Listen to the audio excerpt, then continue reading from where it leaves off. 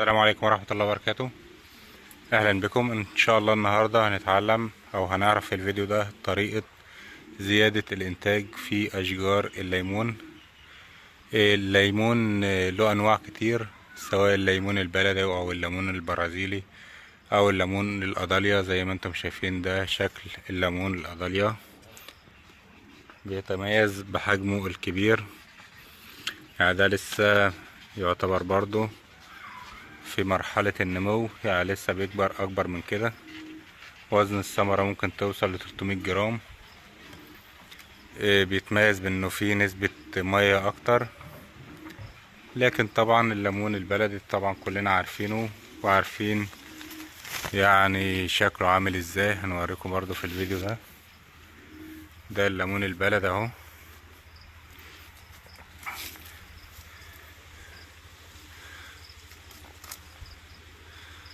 ده شكل الليمون البلدي، برضو لسه صغير.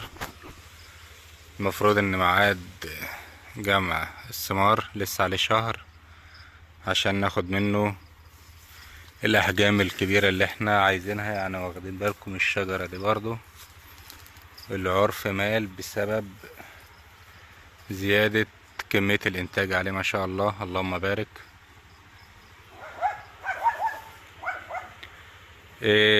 طريقة العناية بيه طبعا في فصل الصيف عشان ناخد منه انتاج كبير. مهم جدا العناية بأشجار الليمون في فصل الصيف. اول حاجة بنعملها وهي الري الغزير لأشجار الليمون زي ما انتم شايفين كده. طبعا حماية للساق بتاعتها، لازم بناخد تراب ونحط عليها بالطريقة دي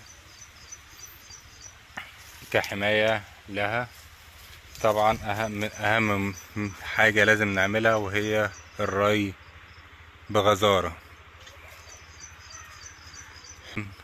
لازم الري بغزارة مع انتظام مواعيد الري، ده مهم جدا ان المواعيد تكون بانتظام. نعمل برنامج كده ونمشي عليه في فصل الصيف بخصوص الري، يكون حتى الري غمر كمان، والبرنامج نمشي عليه.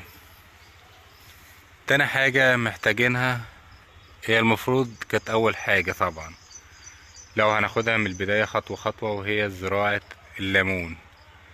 الشجرة نفسها اللي احنا بنجيبها طبعا لازم تكون شجرة من مشتل مضمون. كمان تكون شجرة يعني مش مزروعة من بذرة. لو مزروعة من بذرة هتاخد من 5 ل7 سنين على ما تدينا الانتاج بتاعها، لكنها طبعا هتكون شجرة مقاومة للأمراض. شجرة جيدة في الانتاج، بتدي انتاج بغزارة لو الشجرة مزروعة معانا من البذرة.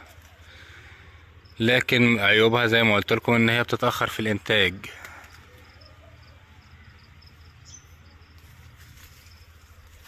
طبعا الشجرة دي شجرة مطعومة.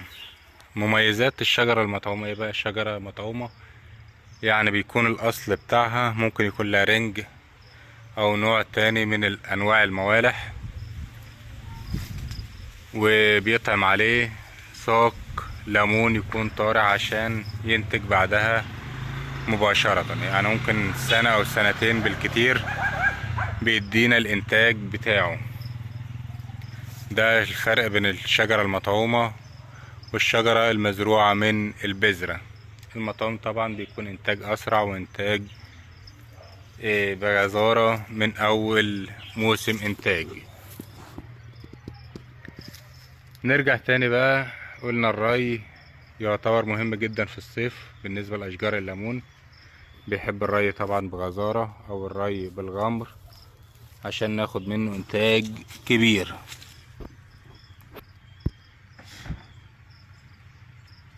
الحاجة التانية المهمة وهي التسميد. التسميد بعنصر الحديد. يعني شايفين الورقة مكرمشة ازاي ولونها مدي على اصفر، فده بيكون نقص حديد، نقص حديد ونقص عنصر الكالسيوم. نتكلم عن عنصر الحديد الاول. عنصر الحديد مهم جدا لاشجار الليمون، وخصوصا في الصيف لازم طبعا نديله كل اسبوعين رشة بعنصر الحديد. ده بالنسبة لعنصر الحديد معانا.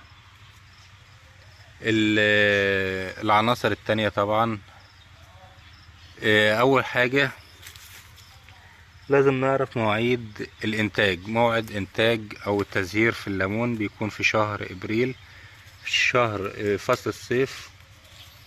الانتاج في فصل الربيع، فصل الصيف معانا، وفصل الخريف ده بيكون انتاج خضري. فصل الربيع انتاج زهري. فعشان كده لازم نهتم بعنصر الفوسفور والبوتاسيوم في شهر الربيع. اما في فصل الصيف بنديله النيتروجين. وطبعا يفضل لو موجود عندنا سماد عضوي يكون افضل طبعا بكتير واقوى معانا. عنصر السماد العضوي هوريكم برضو، يعني هو موجود في التربة اهو. شايفين ده سماد عضوي اهو، هطلع للنبات ما شاء الله، بيدي انتاج كويس. السماد العضوي مهم جدا، اي شجرة طبعا مهم لها. وعشان موعد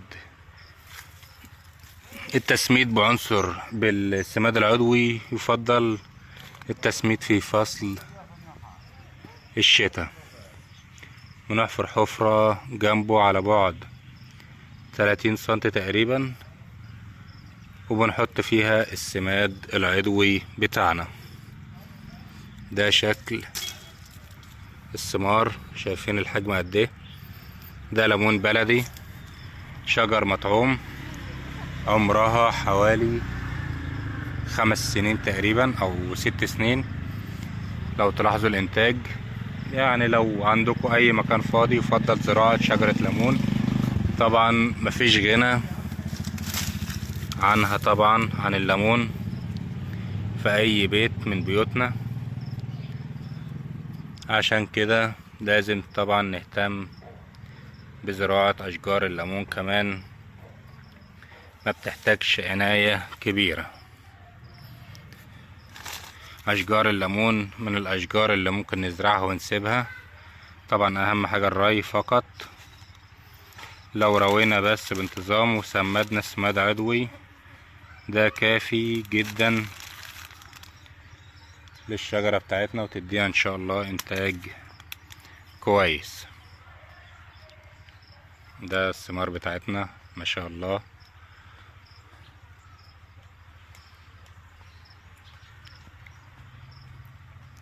وده على الشجرة انا جايبها لكم من تحت اهي.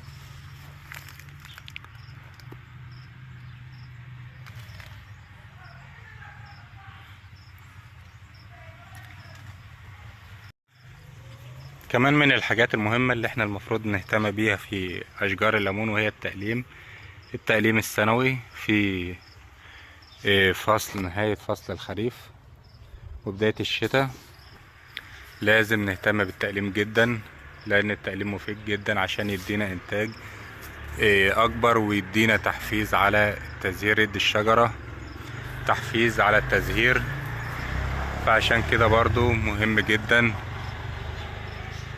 اننا نقلمها، نعمل لها عملية التقليم، تقليم جيد. ان شاء الله في فيديو منفصل اوريكم طريقة تقليم الاشجار، اشجار الليمون خصوصا باذن الله. في النهاية اشكركم لمتابعتنا، وان شاء الله تابعونا في فيديوهات قادمة باذن الله. وشكرا لمتابعتنا، والسلام عليكم ورحمة الله وبركاته.